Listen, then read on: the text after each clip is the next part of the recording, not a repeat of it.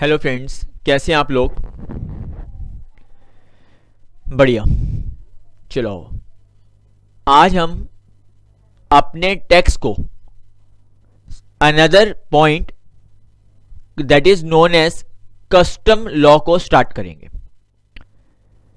देखो, अगर हम बात करें तो मैंने आपको डिस्कस किया हुआ है कि what is the meaning of tax. Tax क्या है? टैक्स इज बेसिकली,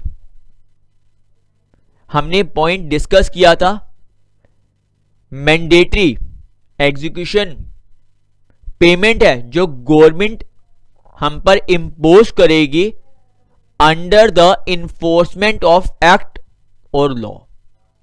देखो, ये पॉइंट आपको ध्यान रखना है कि अगर कंपल्सरी पेमेंट तो है बट उसके अगेंस्ट कोई एक्ट या लॉ सपोर्ट जरूर होगा। बिना एक्ट या लॉ की सपोर्ट के हम एक इलीगल एक्टिविटी को टैक्स वर्ड से क्लियर नहीं करेंगे। इंडिया में 2 टाइप्स के टैक्सेस हैं। फर्स्ट, डायरेक्ट टैक्स जिसको हम शॉर्ट में डीटी बोलते हैं, एंड सेकंड, इनडायरेक्ट टैक्स जिसको हम आईडीटी बोलते हैं। डायरेक्ट टैक्स क्या है? In case of these types of taxes the tax payer has no power to pass the incidence of tax to another person. देखो, अगर मैं अपने टैक्स की लायबिलिटी को किसी और पर्सन के ऊपर पास नहीं कर सकता, मेरा टैक्स मुझे ही पे करके आना है, तो हमने उसको क्या बोला हुआ है? Direct tax. एग्जांपल है income tax. Second, when the incidence of tax is imposed or passed to another person known as indirect tax। मैं किसी पर्सन को दूंगा और वो पर्सन गवर्नमेंट को देके आएगा, तो हम उसको क्या बोलते हैं? Indirect tax. For example GST, goods and services tax, custom duty, excise duty. तो हम देखेंगे, हम किसी पर्सन को देंगे और वो पर्सन अब आगे रिस्पॉन्सिबल होगा उस पेमेंट को गवर्नमेंट को देने के लिए, जो भी रूल्स होंगे उन एक्ट को सपोर्ट में लेते हुए।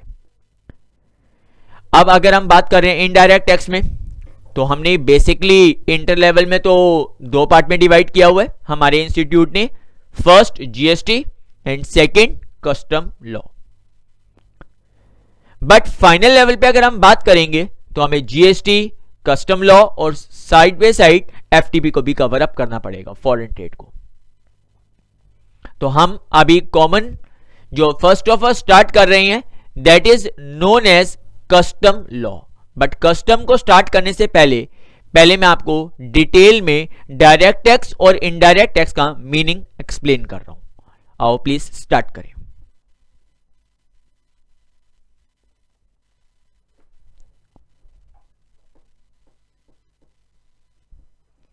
हाँ जी प्लीज। देखो, difference between the direct and indirect tax. First, direct tax जो है वो पेयर और सफरर उसमें सेम पर्सन होगा। इसका मतलब मैंने भी आपको बोला, जिसके ऊपर पे करने की रिस्पॉन्सिबिलिटी होगी वो ही सफर करेगा। मेरा टैक्स मैं ही पे करूंगा। But on the other hand, pair और सफरर सेम पर्सन नहीं होंगे। मैंने किसी पर्सन को दिया, थर्ड पर्सन को, और वो थर्ड पर्सन क्या कर रहा है? गवर्नमेंट को देके आ रहा है। तो याद रखना, पेयर तो वो है बट उस टैक्स को सफर तो मैंने किया ना। Second, direct tax income based है, जबकि इनडायरेक्ट टैक्स जो हमारा है सप्लाई बेस्ड है। हम उसमें देखेंगे, इसमें गुड्स भी आएंगे, सर्विसेज भी आएंगे, कई टैक्सेस को हम कवर अप करेंगे। थर्ड, डायरेक्ट टैक्स में rates of tax are different from person to person. हम देखते हैं इनकम टैक्स में, डायरेक्ट टैक्स में हमने डिस्कस किया हुआ है क्या चीज? हमने person to person rate different करे हुए हैं। कंपनी के ऊपर रेट अलग हैं, सीनियर सिटीजन के रेट अलग हैं, वेरी सीनियर सिटीजन के रेट अलग हैं। बट इनडायरेक्ट टैक्स में ऐसा कोई भी पर्सन टू पर्सन का रेट नहीं है। अगर जीएसटी का रेट है तो सभी के लिए एक जैसा है। अगर हमारा कस्टम का रेट है तो कस्टम का रेट भी सेम है सभी पर्सन का। Person to person rate different नहीं होते इनडायरेक्ट टैक्स में। Entire revenue goes to central government of India. अगर हम इंडिया की बात करेंगे तो डायरेक्ट टैक्स जो इनकम टैक्स है सारा का सारा रिवेन्यू सेंट्रल गवर्नमेंट कलेक्ट करती है, जबकि इनडायरेक्ट टैक्स में अगर हम जीएसटी की बात करते हैं तो हम देखेंगे जब सीजीएसटी और एसजीएसटी इंपोज होते हैं तो सेंट्रल भी रिवेन्यू को कलेक्ट करेगी और स्टेट गवर्नमेंट भी करेगी। इट मींस उसमें पार्शियल की पॉसिबिलिटी होती है, बट आईजीएसटी होगा तो सेंट्रल के पास जाएगा। बट डायरेक्ट टैक्स में सारा का सारा रिवेन्यू जो कलेक्टेड होगा वो सेंट्रल गवर्नमेंट के पास होगा। नेक्स्ट पॉइंट अगर हम मूव करते हैं, हम देखते हैं कि डायरेक्ट टैक्स में प्रीवियस ईयर का जो टैक्स होता है वो हम असेसेंट ईयर में पे करते हैं। आपको मालूम है हमारा जो डायरेक्ट टैक्स में ईयर होता है 1 अप्रैल टू 31 मार्च है।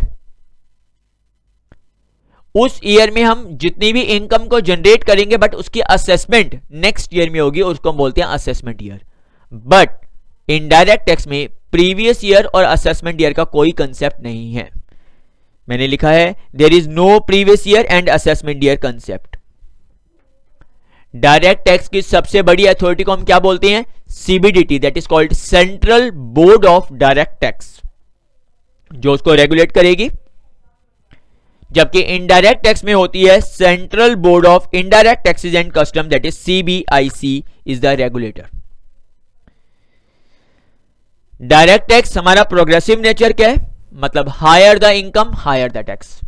आप जानते हैं 2,50,000 तक कोई टैक्स नहीं था, बेसिक एग्जम्पशन लिमिट।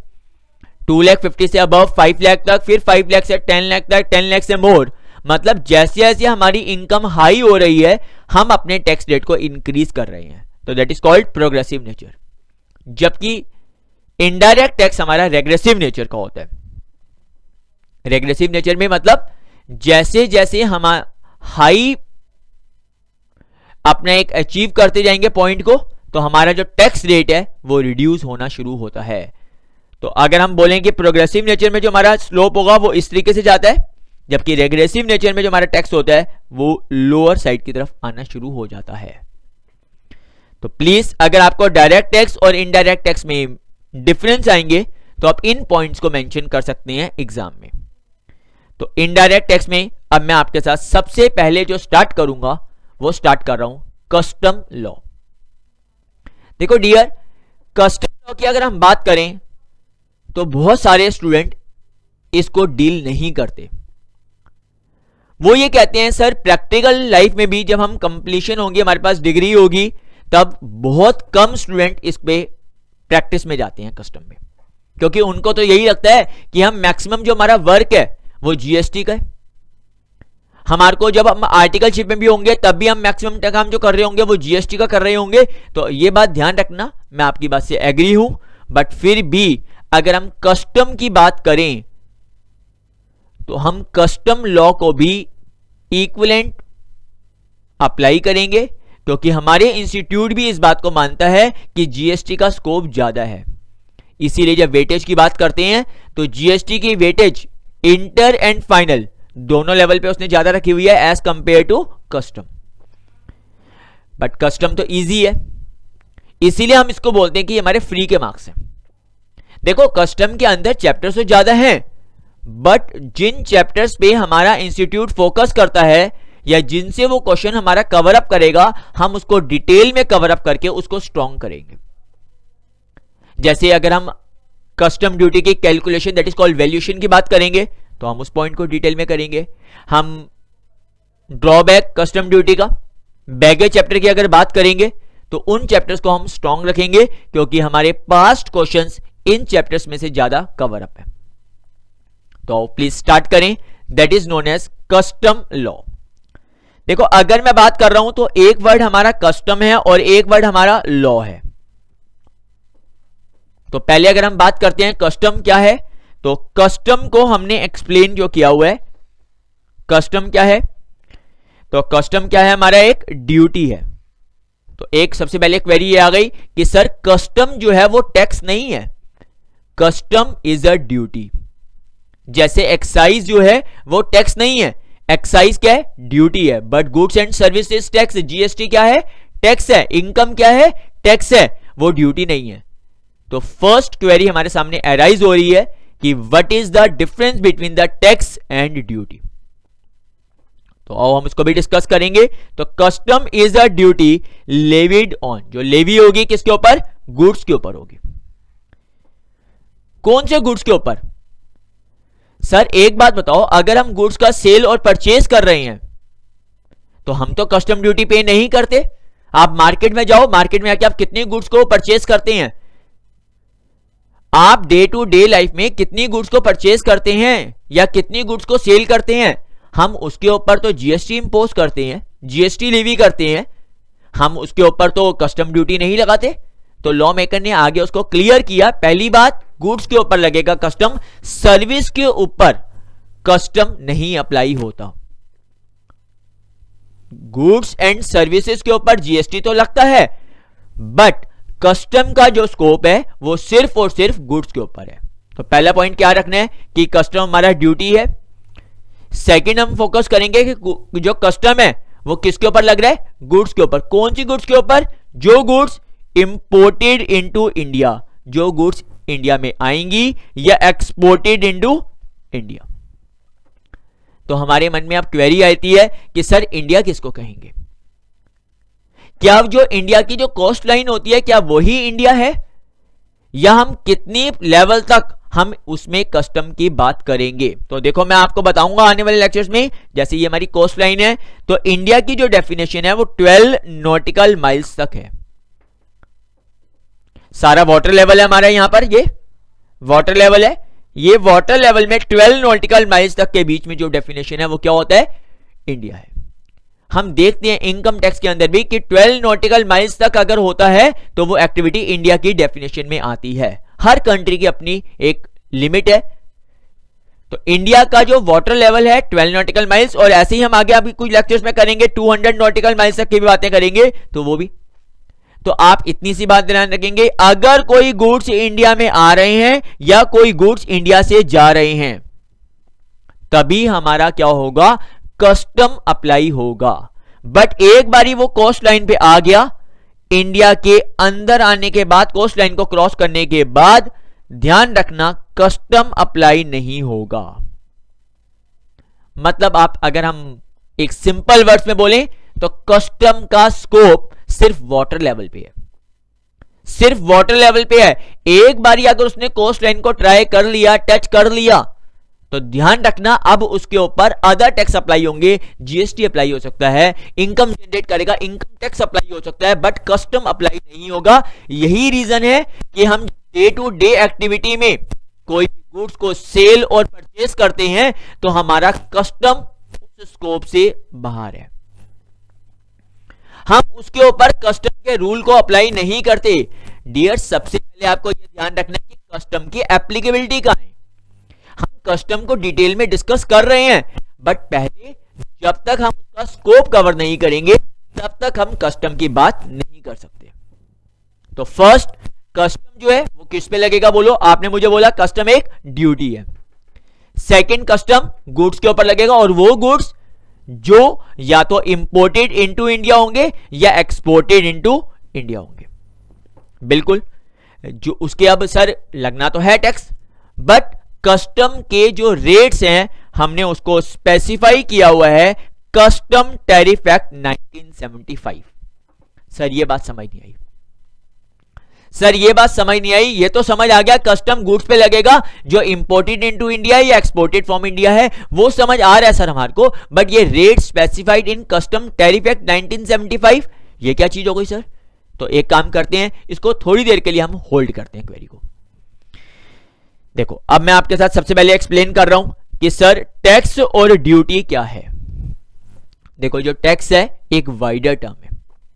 टैक्स को हम इंपोज करते हैं किसके ऊपर? बोलो, टैक्स किस पे लग सकता है हमारा? गुड्स के ऊपर। टैक्स हमारा सर्विस के ऊपर भी लग सकता है, और टैक्स हमारा पर्सन के ऊपर भी लग सकता है। पर्सन के ऊपर या असेसी जो आपने देखा हुआ है इनकम टैक्स। गुड्स के ऊपर अगर हम बात करेंगे तो कस्टम हम बात कर रहे हैं, गुड्स के ऊपर हम बात करेंगे तो एक्साइज की बात भी करेंगे, सर्विस के ऊपर बात करें तो गुड्स एंड सर्विस के ऊपर जीएसटी लग रहा है। बट आप ध्यान रखना जो हमने बोला टैक्स है ये एक वाइडर टर्म है। ये गुड्स, सर्विस और पर्सन किसी के ऊपर भी इंपोज हो सकता है, जबकि ड्यूटी इंपोज किस पे होगी? गुड्स के ऊपर। इट इज, अब ड्यूटी क्या है? तो it is a fee. Duty वो एक अमाउंट है, वो एक फी है जो चार्ज बाय गवर्नमेंट के ऊपर लगती है, बोलो मैन्युफैक्चरिंग के ऊपर लगती है या इंपोर्ट और एक्सपोर्ट के ऊपर लगती है। तो अगर मैं मैन्युफैक्चरिंग के ऊपर बात करूंगा तो किसकी बात कर रहे हैं बोलो आप? मैन्युफैक्चरिंग के ऊपर एक्साइज ड्यूटी। और इंपोर्ट और एक्सपोर्ट की बात कर रहे हैं तो हम किसकी बात कर रहे हैं सर? कस्टम ड्यूटी की बात कर रहे हैं। तो करेक्ट पॉइंट, ड्यूटी एक फी है जो चार्ज करेगी गवर्नमेंट मैन्युफैक्चरिंग के ऊपर और इंपोर्ट और एक्सपोर्ट के ऊपर। अब अगली क्वेरी क्या आती है सर? सर अभी आपने एक्साइज ड्यूटी बोला, बट सर एक्साइज ड्यूटी तो डिलीटेड हो चुका है, हम जीएसटी में भी बात करते हैं, क्योंकि जीएसटी तो कई सारे टैक्सेस को डिलीट करके बना ना। तो हमारे मन में क्वेरी आ रही है, तो ध्यान रखना, जब मैंने आपको जीएसटी कवर अप किया है, मैंने आपको उस टाइम ये बात बोली थी कि मैन्युफैक्चरिंग के ऊपर एक्साइज आज भी लग रहा है, वो डिलीटेड तो है, बट तंबाकू एक ऐसा प्रोडक्ट है जिसके ऊपर जीएसटी और एक्साइज ड्यूटी दोनों ही लेवी हो रहे हैं। तो इसका मतलब अगर हम बोलें एक्साइज, एक्साइज अभी पूरी तरह से तो डिलीट नहीं हुआ, तंबाकू के ऊपर जीएसटी और एक्साइज ड्यूटी दोनों ही लेवी हैं। तो आपने मेरे को ड्यूटी का और जो टैक्स का डिफरेंस है हमने उसको डिस्कस कर लिया। तो एक बारी प्लीज आप मेरे साथ यहां तक की बात को रिवाइज करेंगे। कस्टम क्या है? ड्यूटी है। अब तो हमारे को ड्यूटी का मीनिंग क्लियर हो गया, और वो क्या होगा बोलो? लेवी होगा। किसके ऊपर लेवी होगा? गुड्स के ऊपर होगा। कौन सी गुड्स के ऊपर sir? Day to day life वाली नहीं, जो हम इंडिया में डे टू डे लाइफ में गुड्स को सेल या परचेज कर रहे हैं उनके ऊपर कस्टम नहीं लग सकता। कस्टम ने क्लियर कट मना किया हुआ है। कस्टम ने अपने स्कोप के अंदर क्लियर बोला हुआ है कि उन गुड्स के ऊपर लगेगा जो गुड्स इंपोर्टेड इनटू इंडिया है या एक्सपोर्टेड फ्रॉम इंडिया है। तो हमारे अब जो कस्टम है, कस्टम का तो सर हमारे लिए जो एप्लीकेबल है वो तो हमारा क्या वर्ड है बोलो? कस्टम ड्यूटी तो नहीं बात कर रहे हैं हम किसकी बात कर रहे हैं? कस्टम लॉ की बात कर रहे हैं। और अगर मैं लॉ की बात कर रहा हूं तो आप ये बात जानते हैं कि लॉ तो एक वाइडर टर्म है सर। लॉ के अंदर तो बहुत सारी चीजें आती हैं। तो कस्टम के अंदर भी जैसे हम बात करेंगे बोलो, कस्टम का एक्ट की बात करेंगे, हम किसकी बात कर रहे हैं? लॉ के साथ रूल्स आते हैं, नोटिफिकेशन आते हैं, सर्कुलर्स आते हैं, केस लॉ आते हैं। ये सारे के सारे पार्ट हमारे किसके अंदर आ जाते हैं? लॉ के अंदर आते हैं। तो हमारे इंस्टीट्यूट ने कस्टम की ड्यूटी तो कोर्स कंटेंट में नहीं लिखा हुआ, उसने क्या लिखा हुआ है? कस्टम लॉ है हमारे कोर्स में। इट मींस हमें कस्टम के एक्ट, कस्टम का रूल्स, कस्टम के नोटिफिकेशन, सर्कुलर और केस लॉ सभी को अप्लाई करना है, सभी को पढ़ना है।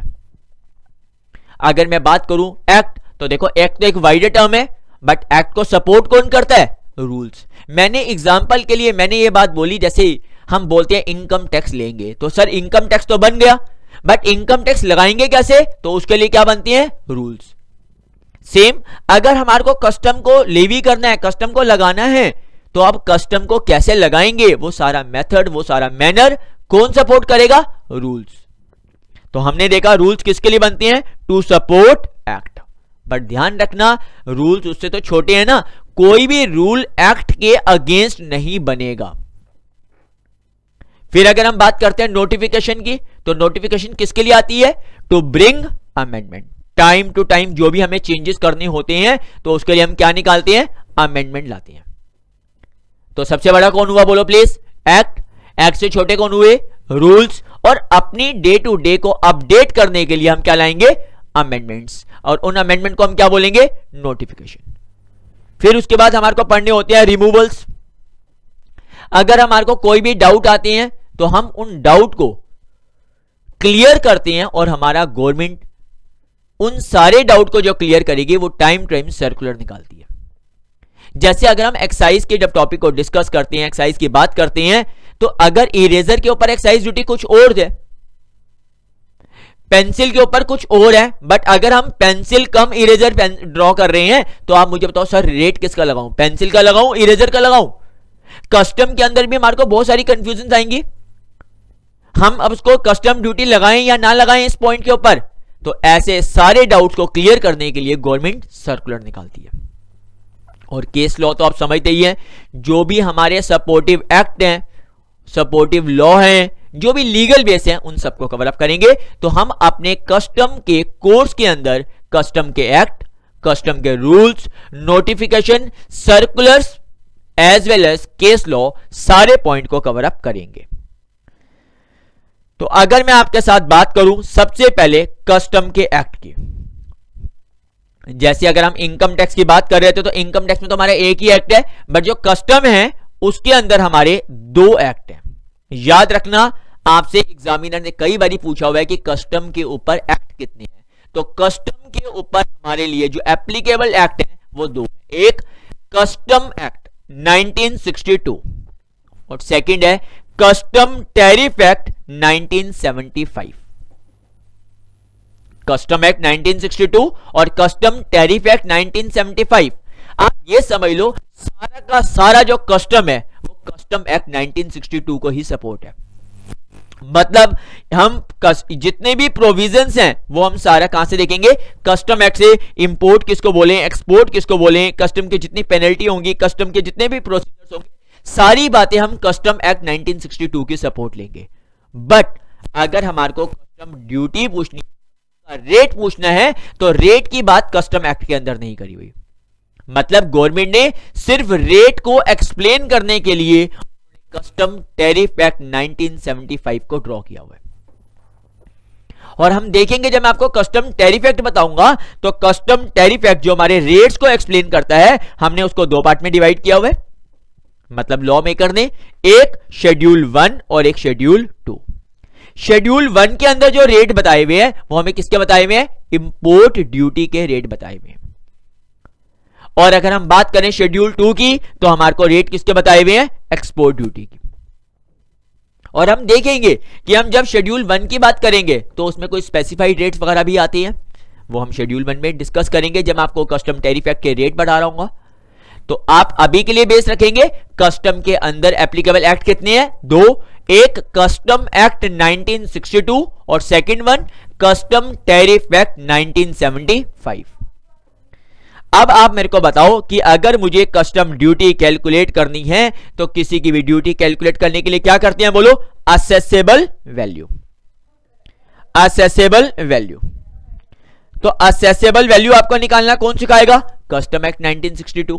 देखो आप सिंपल वर्ड में ध्यान रखो, रेट के अलावा, रेट ऑफ ड्यूटी के अलावा अगर मुझे कोई भी पूछना होगा, कोई भी क्वेरी होगी, तो मैं कस्टम एक्ट के पास जाऊंगा और सिर्फ रेट ऑफ ड्यूटी के लिए हम कहां जाएंगे, रेट ऑफ ड्यूटी के लिए कस्टम टैरिफ एक्ट 1975।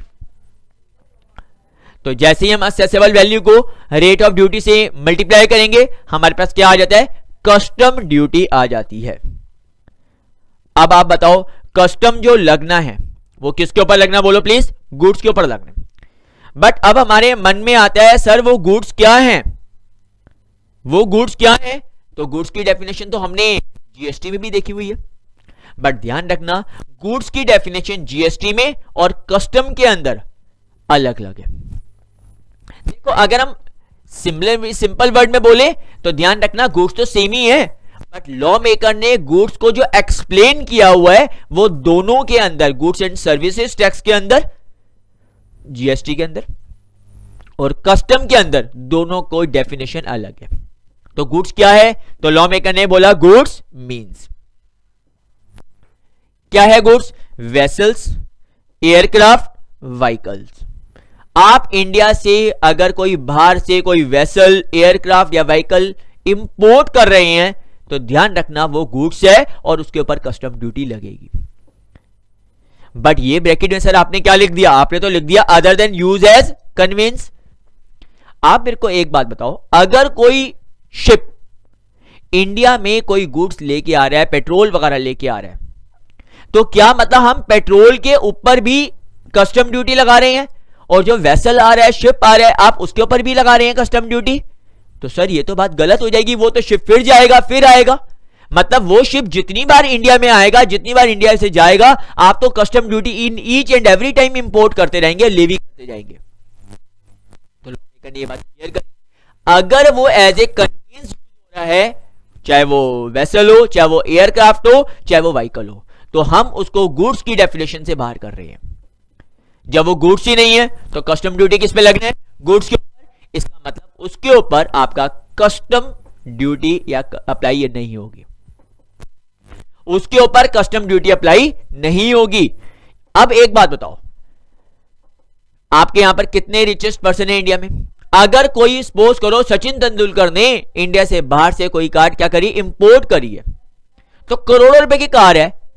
अब ये कोई एज ए कन्वेंस तो नहीं आ रही ना, वो जो उसने करा उसने तो एज ए परचेज करने के लिए किया, तो उसके ऊपर कस्टम ड्यूटी लगेगी। अगर कोई आप सपोज करो मैंने कोई शिप है, मैंने कोई प्लेन है, किसी ने परचेज कर लिया, तो अगर आपने कोई व्हीकल, कोई शिप, कोई भी एयरक्राफ्ट, कोई भी वेसल्स अगर आपने परचेज किया हुआ है तो हमने उसकी गुड्स की डेफिनेशन में कवर अप किया हुआ है।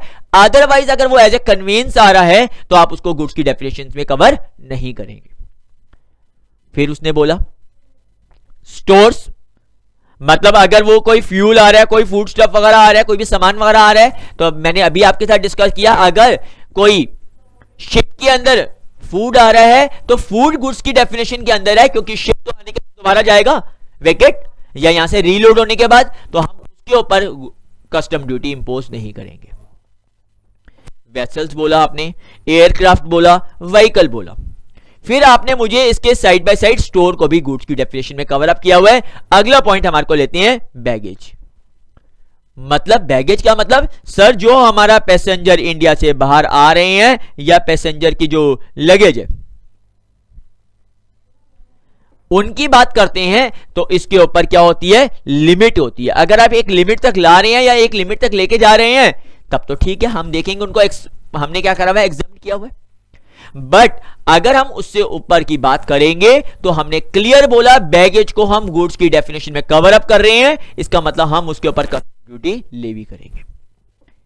हम देखेंगे अगर मैं बाहर से कोई लिकर लेके आ रहा हूं तो लिकर को लाने की लिमिट है, कितनी लिमिट है, कंट्री टू कंट्री वेरी करेगी, तो वो हम बैगेज चैप्टर में देखेंगे और हमने गुड्स की डेफिनेशन में कवर अप किया। फिर और कोई भी मूवेबल प्रॉपर्टी हमने उसको गुड्स की प्रॉपर्टी के अंदर डेफिनेशन के अंदर कवर अप करा हुआ है, मूवेबल प्रॉपर्टी। तो पहली बात अगर हम सिंपल वर्ड में बात करें तो हमने बोला हुआ है गुड्स क्या है, कोई भी movable property. But law maker को लगता था कि अगर हम मूवेबल प्रॉपर्टी की बात कर रहे हैं तो लोगों का इस पॉइंट के ऊपर ध्यान नहीं जाएगा, शिप के ऊपर, वेसल्स के ऊपर, एयरक्राफ्ट के ऊपर नहीं जाएगा ध्यान। इसीलिए उन्होंने क्लियर बोल दिया कि आपका कोई भी व्हीकल, कोई भी आपका एयरक्राफ्ट, कोई भी वेसल्स, ये आपका गुड्स है। कोई भी आपका स्टोर्स या कोई भी आपके बैगेज, उन्होंने क्लियरली इसके नेम मेंशन करे हुए हैं। बट देखो अगर हम बात करें तो यहां तक के तो उन्होंने क्लियरली नेम बोल दिए, बट इनके अलावा बाकी सारे उन्होंने फ्री रख दिए, that is called movable property. तो अभी तो उन्होंने डेफिनेशन किससे दी हुई है, मीन से दी हुई है, इंक्लूसिव डेफिनेशन नहीं है।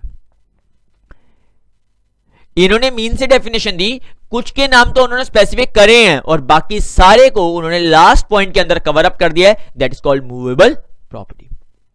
तो गुड्स आप मेरे साथ प्लीज जरा जल्दी से रिवाइज करेंगे। फर्स्ट कौन सा बोलो, व्हीकल, वेसल्स और एयरक्राफ्ट। सेकंड पॉइंट में उसने कौन सा कवर अप करा हुआ है बोलो प्लीज, स्टोर्स, जिसमें हम फ्यूल वगैरह की बात करेंगे। फिर अगला कौन सा पॉइंट करा हुआ है, दैट इज कॉल्ड बैगेज, और इसके अलावा जो भी मूवेबल बच जाएंगे वो सब स्टोर्स की डेफिनेशन में कवर अप है।